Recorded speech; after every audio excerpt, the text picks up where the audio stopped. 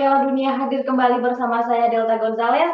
Piala Dunia 2022 sampai di ujung akhirnya dan kita sudah sampai di laga final. It's finally menurutku ya. Laga yang mempertemukan Argentina versus Prancis. Kita akan mengulasnya bersama wartawan olahraga Tribun Medan, Bang Agus Haidir dan wartawan olahraga Tribun Ternate, Bang Hussein Sanusi. Kita sapa keduanya. Halo Bang Agus, halo Bang Hussein. Halo, Di-unmute dulu Bang Hussein mikrofonnya. halo. Nah, itu Ya, dia. Kita semangat sudah sampai titik penghabisan, sudah sampai final ya di sini. Prancis sudah nggak peduli lagi dengan bayang-bayang kutukan juara bertahan. Mereka sudah sukses melenggang sampai final dan tujuannya cuma satu ya, juara lagi. Nah, sementara itu Argentina tentu memiliki tujuan yang sama dan andai saja Argentina juara, tentunya Messi akan pensiun dengan tenang dan trofinya sudah komplit ya. Namun tentunya tidak semudah itu siapa yang menang, siapa yang kalah karena ini pasti akan sangat syarat akan sengit gengsi dan juga syarat akan ambisi di masing-masing timnas. Saya akan ke Bang Hussein Sanusi terlebih dahulu ya. Bang Hussein, ini Prancis sudah lupa ya dengan kutukan juara bertahannya dan apakah mereka akan mudah untuk membawa trofi Piala Dunia untuk kembali lagi ke negaranya? Bagaimana prediksinya? baik. Partai final Piala Dunia tahun 2022 di Qatar ini eh, banyak yang mengatakan ini adalah sebuah partai final yang ideal karena mempertemukan dua tim representasi dari Eropa dan dari Amerika Latin, di mana keduanya adalah tim besar yang memiliki tradisi yang sangat kuat di Piala Dunia dan keduanya juga sudah berkali-kali sudah pernah merasakan bagaimana manisnya menjuarai Piala Dunia. Ya, Jika pertanyaannya Delta tadi, apakah Prancis akan dengan mudah menjuarai Piala Dunia kali ini? Saya kira tidak akan semudah seperti yang dibayangkan karena mereka menghadapi Argentina yang di awal Piala Dunia kemarin diragukan oleh banyak orang, tapi ternyata setelah kekalahan dari Saudi Arabia, Argentina mampu bangkit kembali dan terus menunjukkan permainan yang sangat luar biasa. Dan tentunya itu menjadi sebuah warning bagi Prancis bagaimana mereka harus mampu mengatasi Argentina yang semakin hari semakin bagus permainannya hingga ke partai puncak Piala Dunia ini. Nah, Prancis sendiri Delta, saya kira Didier Deschamps telah menemukan berbagai macam solusi yang bagus ketika dia bermain melawan tim yang baik itu tim yang lebih cenderung bertahan maupun tim yang menyerang. Kemarin kita lihat bagaimana dia di pertandingan terakhir melawan Maroko ya, bagaimana Prancis mampu mengatasi tekanan yang dihadirkan oleh Maroko. Memang kemarin pertandingannya cukup unik ketika di semifinal yang menentukan Prancis untuk bisa lolos ke final. Jadi Maroko ketika ketinggalan satu gol, mereka mampu untuk menyerang Prancis dan itu di luar prediksi banyak orang bahwasanya Maroko akan tampil lebih bertahan, tapi ternyata kemarin mereka tampil sangat menyerang. Dan hebatnya Prancis di pertandingan terakhir mereka justru mampu keluar dari tekanan Maroko sehingga mereka memastikan kemenangan mereka untuk melaju ke babak final. Secara teknis mungkin bisa kita perhatikan dari sejak Prancis mampu menggolkan satu gol, mampu membuat satu gol, terus kemudian mereka terus-terus diserang, tapi mereka ternyata mampu menambah gol tersebut. Nah, itu perubahan yang sangat luar biasa dilakukan oleh Didier Deschamps, di mana dia melihat seorang Giroud yang tidak begitu efektif berada di depan sebagai lone striker. Kemudian dia menarik Giroud dan Dembele keluar, terus kemudian digantikan oleh pemain yang memiliki daya jelajah yang cukup bagus sehingga mampu mengobrak-abrik pertahanan Maroko, yaitu Thuram dan Kolomwani. Dan Kolomwani sendiri akhirnya mampu mencetak gol pada menit ke-79 kemarin dan akhirnya Prancis mampu menyudahi pertandingan dengan kemenangan. dengan menjadikan Mbappe sebagai penyerang tengah. Formasinya itu berubah kan dari 4-2-3-1 kemudian menjadi 4-3-3. Nah, itu cukup cukup ini ya, cukup berani si Deschamps kemarin, di mana dia sudah dalam posisi unggul, lalu kemudian dia tampil lebih menyerang. Nah, itu artinya Deschamps memiliki banyak pemain, opsi pemain yang ketika satu pemain dia anggap sudah mentok atau tidak memiliki kreativitas lagi, dia justru memiliki pemain yang mampu menghadirkan kreativitas sehingga Perancis kemarin di pertandingan terakhir mampu memenangkan pertandingan. Saya kira di laga melawan Argentina di partai final, Prancis cukup nyaman untuk menghadapi sebuah pertandingan final ini, di mana mereka juga akan mengaca dari pengalaman sebelumnya. Mereka sudah menjuarai Piala Dunia dan akan berusaha untuk mempertahankan trofi bergengsi ini. Ya, oke. Jadi kalau lawan Maroko ya memang itu sudah urusan mentalitas dan di sini mentalnya Prancis sudah memang teruji, apalagi melawan Maroko yang ya memang kita bisa mengakui semuanya kalau Maroko di Piala Dunia 2022 ini menjadi tim yang istimewa di hati pecinta sepak bola terutama pemirsa dari Piala Dunia edisi kali ini.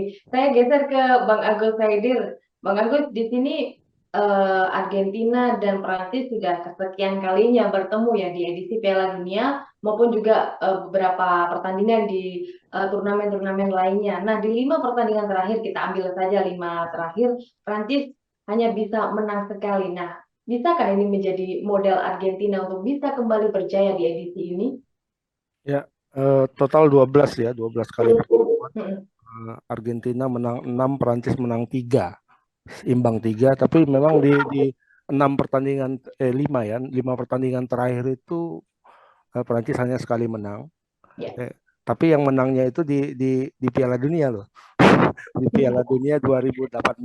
Itu skornya 4-3 waktu itu ya. Mbappe cetak 2 gol.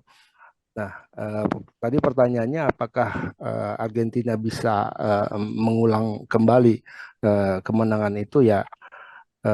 Ini final ya, ini final dan apapun yang terjadi di final itu bisa terjadi gitu. Jadi kita mungkin agak sedikit sulit memprediksi apakah itu bisa terulang kembali atau tidak. Tapi kalau kita lihat dari sisi teknis, ini di kedua kubu sebenarnya terjadi perubahan-perubahan, terutama Argentina sebenarnya. Kalau di Prancis, Deschamps itu tetap memakai 4-2-3-1, formasi favorit dia, walaupun orang-orang yang berbeda. Nah, kalau di Argentina ini justru ada perubahan yang cukup mendasar dari formasinya. Dari 2018 mereka waktu itu pakai 4-3-3 dominan ya, walaupun ada perubahan-perubahan tapi 4-3-3. Kalau sekarang hampir rata pakai 4-4-2.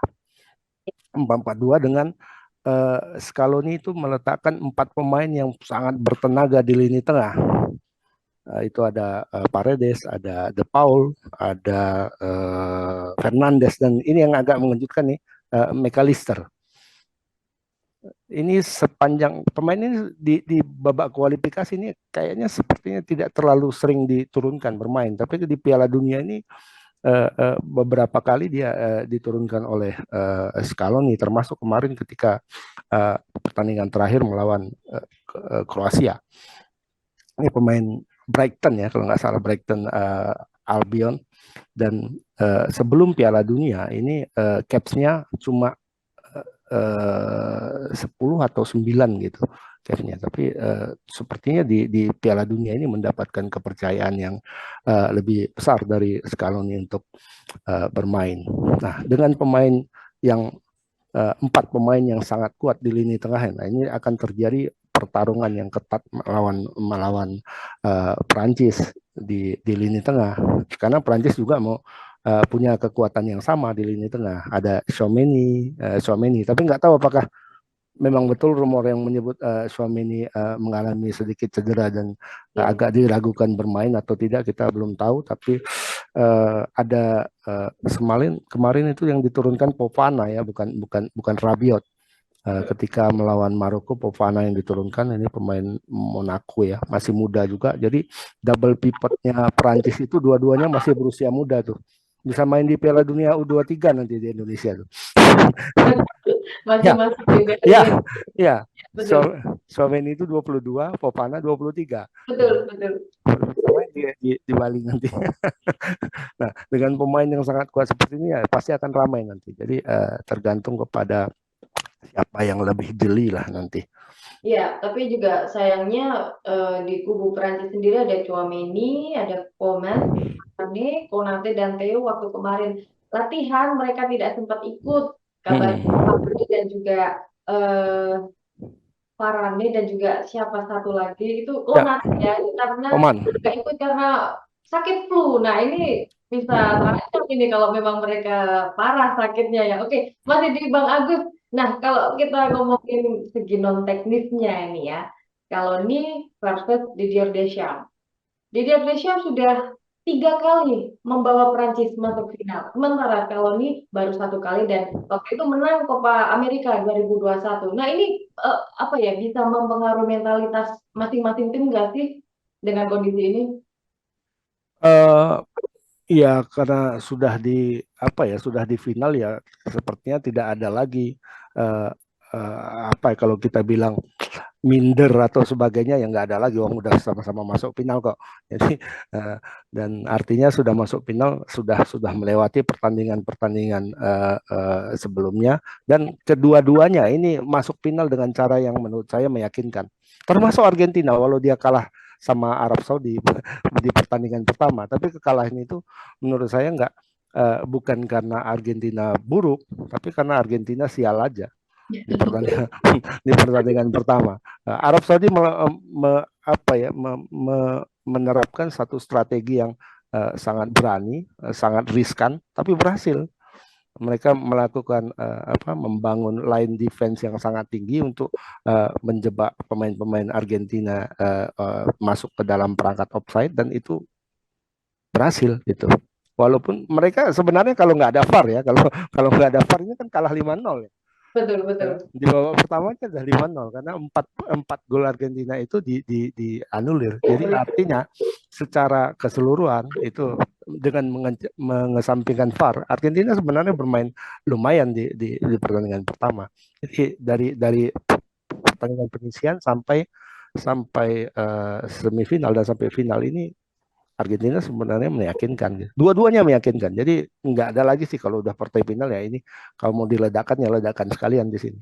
Ya, itu dia karena memang udah sama-sama sampai final.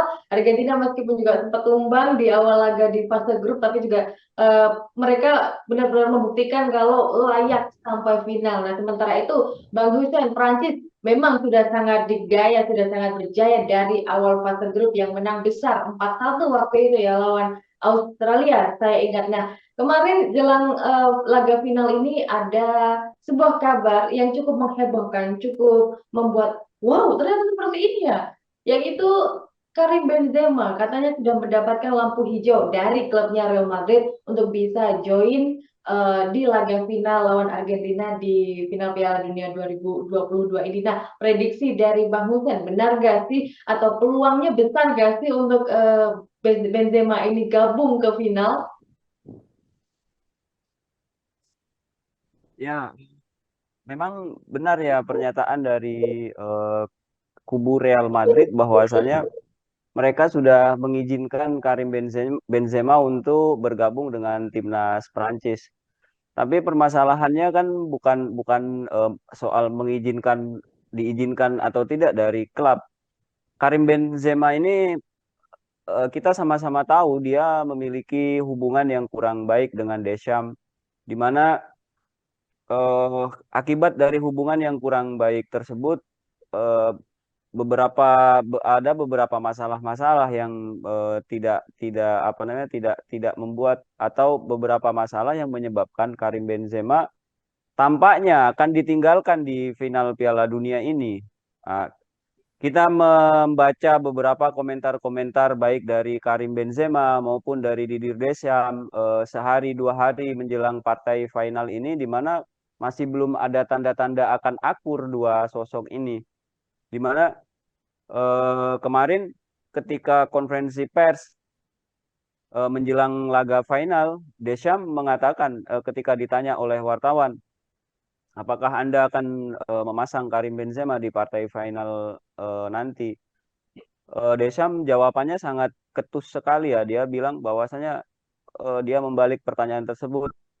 Ngapain Anda mempertanyakan hal tersebut? Itu adalah pertanyaan yang sangat bodoh. Nah, lalu kemudian Karim Benzema juga membalas pernyataan dari Didier Deschamps dengan dia mengatakan bahwasanya dia mengatakan di media sosialnya dia tidak tertarik untuk pergi ke Qatar.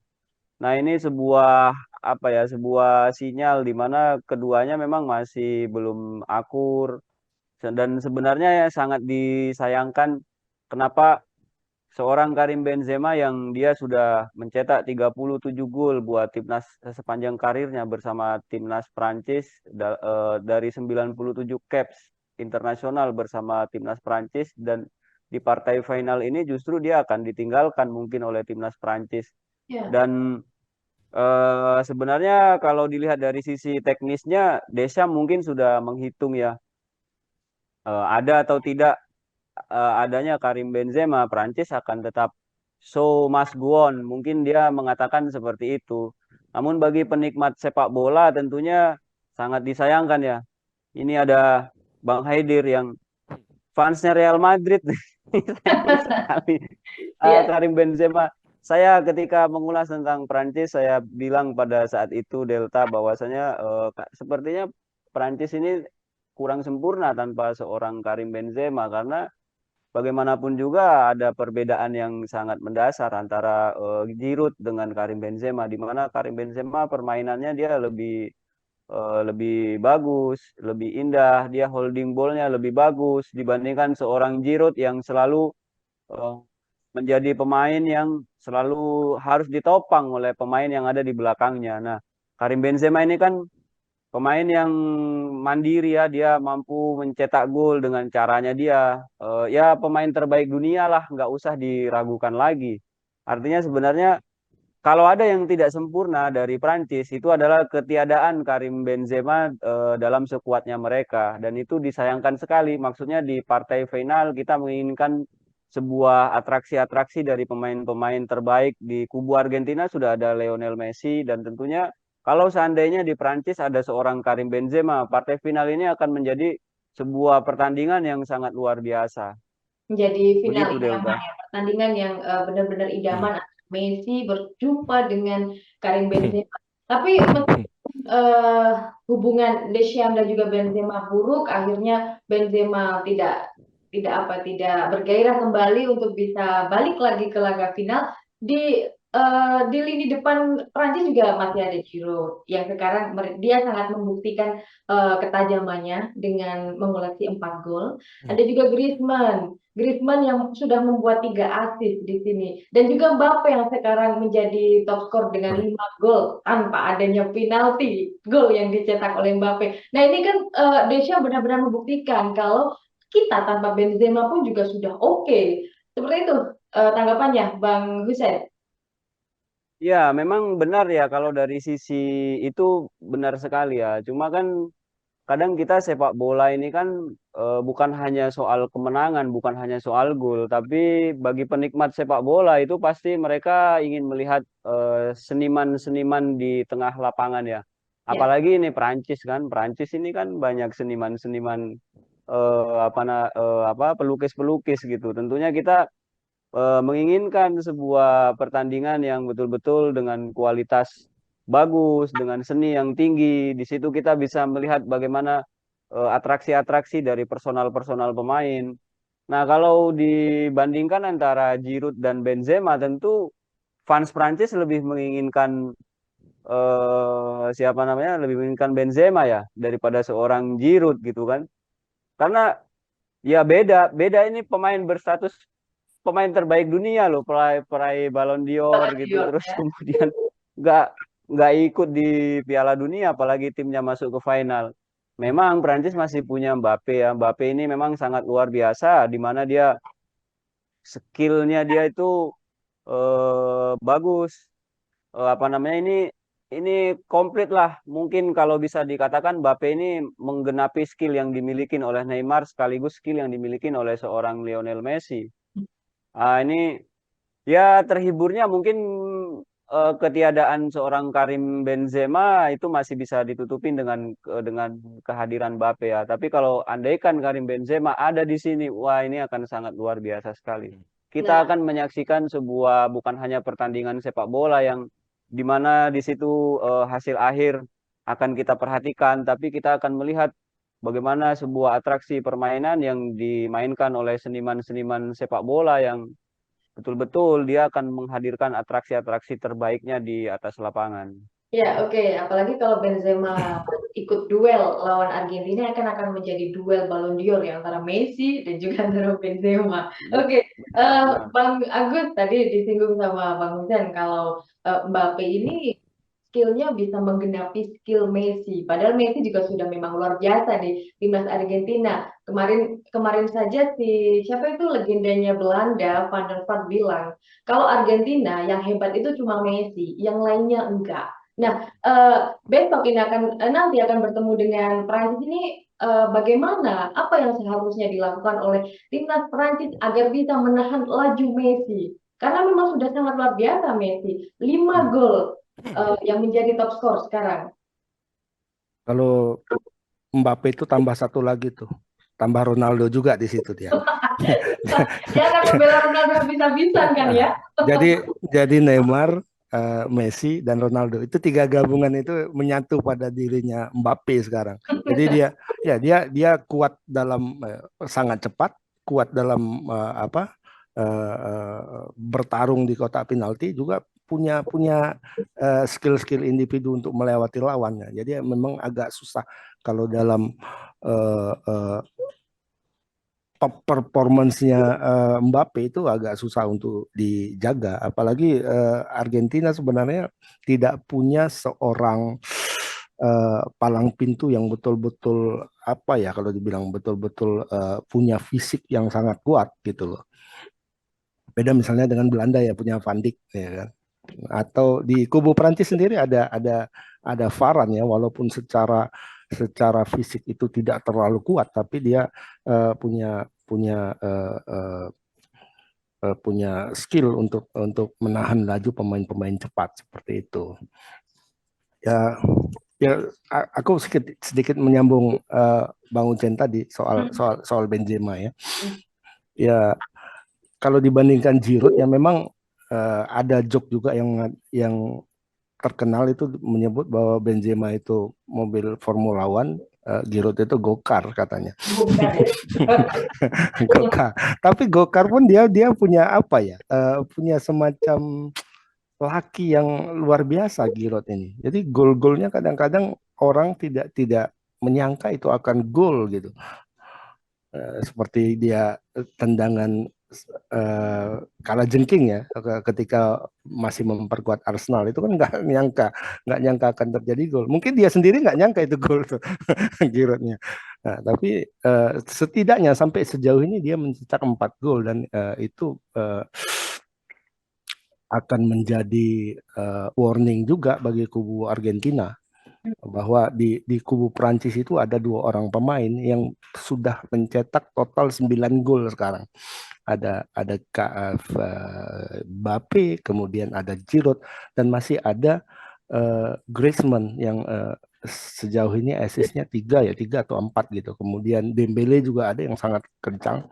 Nah, jadi bagaimana empat gelandang Argentina ini menahan laju itu supaya tidak sampai ke belakang gitu. Jadi bagaimana mereka menahan pertarungan di lini tengah, karena kalau sudah jebol pertahanan di tengah itu bisa selesai nih Argentina. Itu. Barangkali itu. Satu lagi soal Benzema. Ini kayaknya tim kedokteran timnas Prancis ini kalah canggih sama tim medisnya Real Madrid kayaknya ini. Ya Bang Uceng ya. Ya kan? karena karena mereka awalnya memprediksi katanya Benzema itu tidak akan sembuh bahkan setelah pertandingan Ya, Piala Dunia selesai. Tapi kemudian dia pulang ke Madrid, ternyata hanya ikut 8 hari ikut atau pertandingan uji coba malah. iya, Iya, kemarin malah sudah sudah kemarin bermain. iya Baru sudah ikut dia. baru 7 hari apa 8 hari loh. Kok ini udah lari-lari Benzema di lapangan latihannya. Ini Jadi ada ya, jadi Ini antara memang tidak tidak canggih atau memang tanda kutip sengaja nih. Ini ya udah Benzema agak pincang-pincang nih, buang aja gitu ya. Karena ada perseteruan sama Deschamps itu. Mungkin ya, mungkin. Ya, mungkin ini akan memberikan waktu yang lebih banyak untuk Giroud karena ini juga bisa jadi ini Piala Dunia terakhirnya bagi Giroud. Nah, Ya, untuk Messi juga ini kesempatan satu lagi kesempatan untuk Messi setelah 5 kali Piala Dunia dia tidak bisa menghasilkan apa-apa untuk Argentina. Ini kesempatan terakhir untuk Messi meskipun usianya sudah 36 tahun tapi dia masih bisa membuktikan menjadi top skor dengan perolehan 5 gol, tapi sayangnya 3 diantaranya adalah gol akhir penalti ya.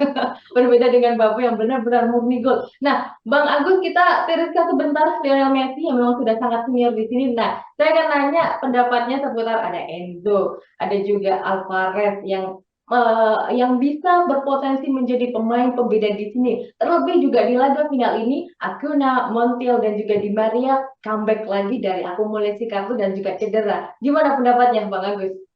ya. Kalau dari pemain-pemain ini yang mungkin yang aku agak lebih sorotin itu Julian Alvarez ya. Alvarez, Alvarez. Jadi duetnya Messi ini aku sempat tuliskan nih duetnya seperti duetnya dengan Messi ini mengingatkan sama duetnya Maradona sama Canigian klasik ya ini ya. di 1990. Ada juga duetnya Maradona dengan Bursaga di 96. Di 86, tapi sepertinya lebih mirip dengan 90 Maradona Canigia.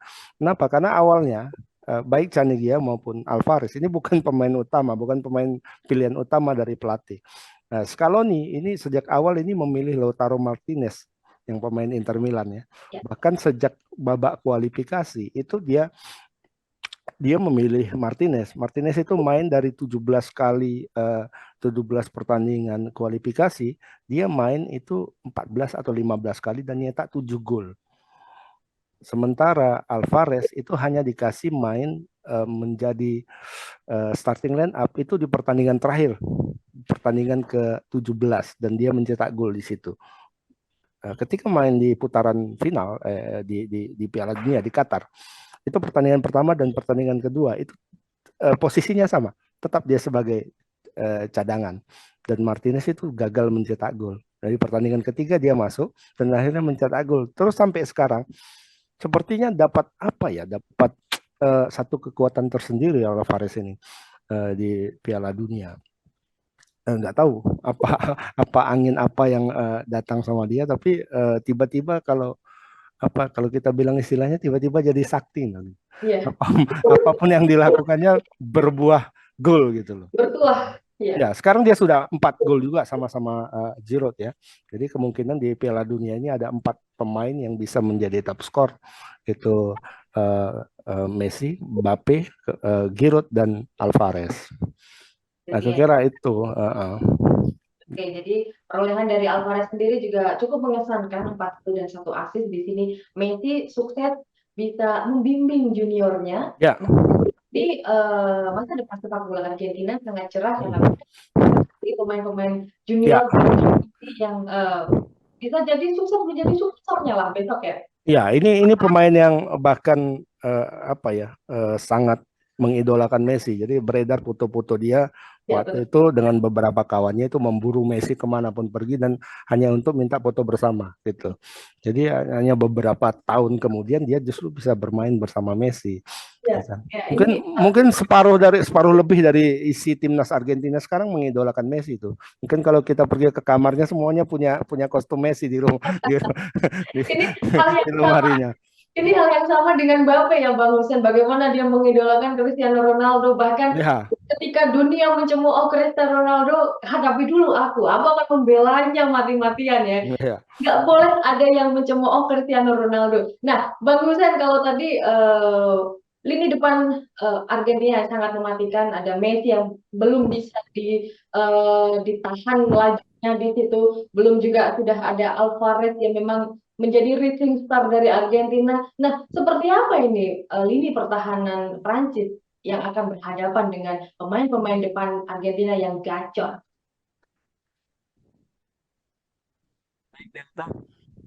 Lini belakang lini belakang Perancis ini cukup meyakinkan ya, apalagi setelah kita sama-sama menyaksikan bagaimana performa mereka di pertandingan semifinal kemarin ketika menghadapi Maroko.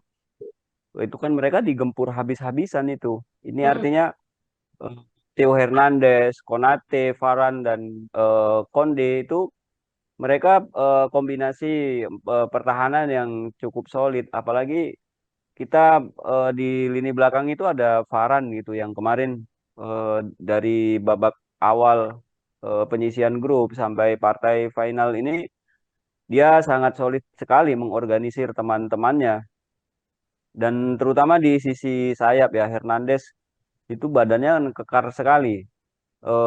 Dan dia tinggi dan kemarin juga dia bisa mencetak gol di pertandingan melawan Maroko. Mm. Dan itu berkali-kali striker Maroko terutama si Ziyech apa salah seorang penyerang Maroko ya si Ziyech itu terlihat frustasi sekali dia bagaimana dia selama pertandingan tidak bisa melewati siapa Hernandez ini kan. Nah, artinya memang tapi memang apabila nanti ini mungkin yang akan jadi sedikit masalah ya biasanya kan back-back yang jangkung-jangkung, yang tinggi-tinggi menghadapi back yang selincah menghadapi striker atau penyerang-penyerang yang lincah seperti miliknya Argentina, mereka tampaknya harus berhati-hati dari sisi kecepatan-kecepatan serta kualitas dribbling yang dimiliki oleh pemain-pemain Argentina. Mm-mm. Nah, masalahnya itu memang nanti akan ada di situ. Saya memprediksi mungkin Argentina tidak akan main dengan bola-bola atas ketika mereka mau mengarahkan bola ke sisi pertahanan ya, karena kita melihat pertahanan Prancis ini kan kalau dilihat dari tipikal backnya itu mereka adalah back yang cukup ini ya sulit untuk dilewati atau bukan sulit dilewati, artinya mereka selalu memenangkan duel di di udara. Nah, ini tentunya jika kemarin saja di partai semifinal mereka sudah susah dilewatin oleh Maroko. Maroko itu melakukan berbagai macam usaha kemarin untuk menembus pertahanan Prancis, tapi pada akhirnya mereka juga kebobolan kan.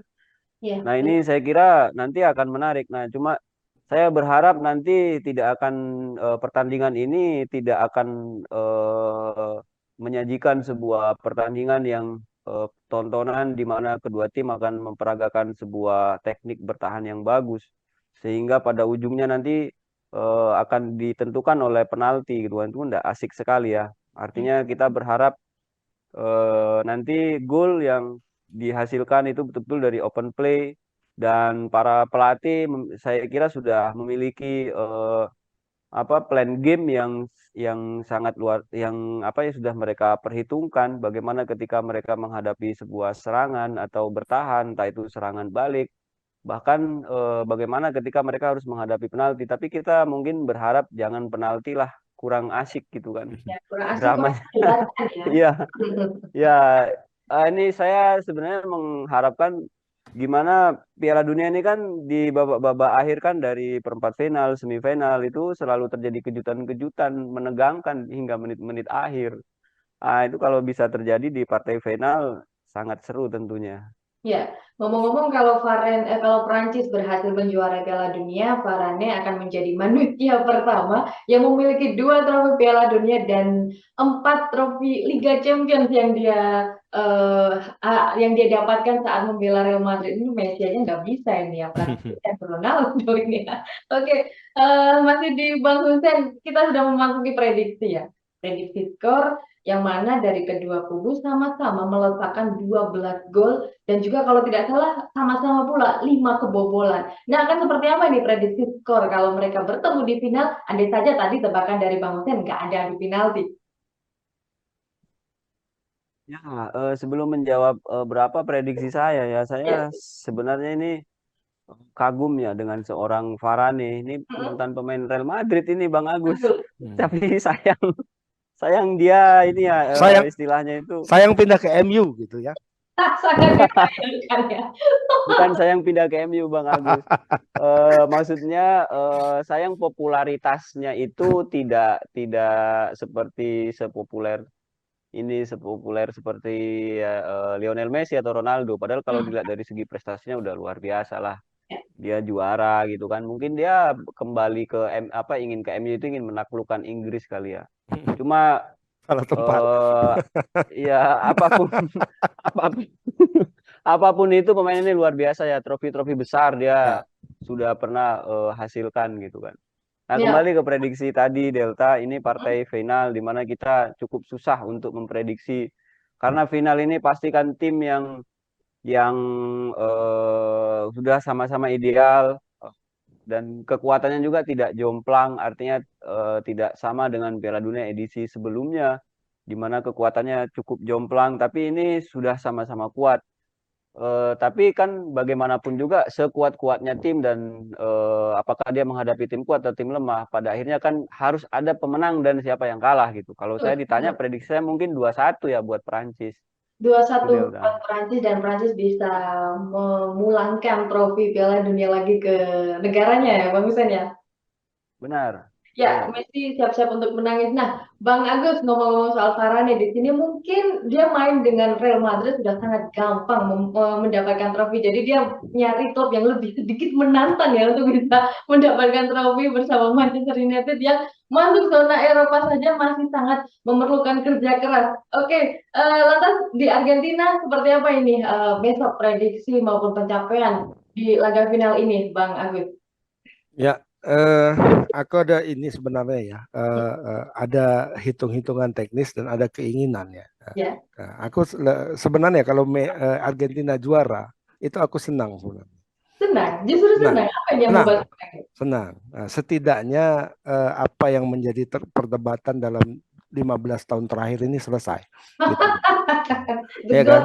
Nah, kan 15 tahun terakhir ini pertanyaan yang muncul itu saja kan. Siapa yang terbaik? Messi atau Ronaldo, ya kan? Nah, kalau ini Argentina juara, itu selesai pertanyaannya. Nggak ada lagi pertanyaan seperti itu, nggak ada. Karena Messi itu seperti halnya Ronaldo sudah dapat semua ya. Kalau untuk klub sudah dapat, kemudian untuk negara juga sudah dapat semua. Dan Ronaldo tidak dapat Piala Dunia. Nah, itu selesai pertanyaannya. Tapi apakah dari sisi hitung-hitungan juga peluang Argentina itu lebih besar? Sepertinya enggak. Nah, kalau dari sisi hitung-hitungan teknis, aku sebenarnya lebih condong ke Perancis gitu. Lebih condong ke Perancis karena apa? Perancis ini dari semua lini dari kiper sampai penyerang itu semuanya lengkap gitu. Semuanya lengkap dan kuat. Yang agak lemah sebenarnya kipernya, ya kan? Loris itu tapi lemahnya Loris bukan apa ya, bukan lemah beneran gitu. Paling enggak dia hanya tidak masuk dalam jajaran mungkin 5 besar kiper terbaik dunia sekarang. Ya, tapi 10 besar masuk kan sama aja sebenarnya. Hanya saja level jika dibandingkan dengan lini-lini lainnya. Nah, level yang paling rendah ini ya penjaga gawang. Nah, kita naik ke atas sedikit ke barisan pertahanan itu semuanya dalam level kelas 1 semua ya. Ada Varane, ada Konate, ada Hernandez ya kan. Naik lagi sedikit ke tengah itu ada Tchouaméni, kemudian di depan kita nggak perlu dibahas lagi lah. Kalau di depannya ada Messi, ada Mbappe, kemudian ada Dembele, ada Giroud, walaupun lebih banyak beruntungnya dari apanya ya, tapi itu satu modal juga ya kan. Pemain depan yang beruntung itu satu modal besar juga kan, seperti Inzaghi misalnya ya kan. Ya, kalau menurutku jika dibandingkan dengan Argentina, hitung-hitungannya mungkin lebih berat ke Prancis. Dan kalau prediksiku 2-1 lah. Sama. Aku harap juga nggak penalti lah gitu. Selain menguras tenaga, mungkin kalau lihat ada perpanjangan waktu, ada penalti, lihat pemain-pemainnya juga sudah hilang mood gitu kan, sudah capek, kita yang nontonnya juga capek. Ya. Jadi diharapkan janganlah ada drama, ada penalti. Ya. Jadi kalau di penalti itu tidak bisa diukur lagi. Siapapun bisa gagal dan siapapun bisa berhasil ya kan. Pemain sekelas Messi bisa gagal nendang penalti dan itu jadi tidak adil bagi Messi misalnya. ketika Ya. dia bermain sangat bagus di 2x45, kemudian dilanjutkan ke babak perpanjangan waktu, dia bermain sangat bagus di situ. Tapi ketika adu penalti dia gagal mencetak gol, gagal mengeksekusi, itu seluruh hujatan jatuh ke dia. Itu kan nggak adil namanya. Jadi bagus kalau memang selesai ya selesai di 2x45 atau paling tidak di perpanjangan waktu. Perpanjangan waktu. Nah, ini benar sekali. Dan kalau ada drama adu penalti ini juga menguji kiper masing-masing, yang mana Emi Martinez dan juga Hugo Lloris sama-sama bermain di Liga Inggris. Nah, ujung tombaknya ada di kiper nih. Tapi kita berharap nggak usah ada drama adu penalti. Satu, sama-sama Bang Agus dan juga Bang Husan menguatkan Perancis untuk menang. Karena saya pakai jersey Prancis juga ya hari ini. Oke, itu dia. Terima kasih untuk ulasan finalnya Bang Agus dan juga Bang Husen. Sampai jumpa di gelaran turnamen besar sepak bola di tahun-tahun mendatang ya. Siap. Oke, dan Tribuners, laga Argentina versus Prancis akan digelar di Lusail Iconic Stadium pada Minggu 18 Desember pukul 10 malam waktu Indonesia Barat. Jangan sampai lewatkan. Dan usai sudah kebersamaan kita dalam program Superstore Spesial Piala Dunia 2022, Anda masih bisa menyimak ulasan-ulasan Piala Dunia lainnya di YouTube Tribun News, dan saya Delta Gonzales pamit undur diri. Terima kasih atas kebersamaannya selama sebulan penuh ini. Sampai jumpa di gelaran sepak bola selanjutnya.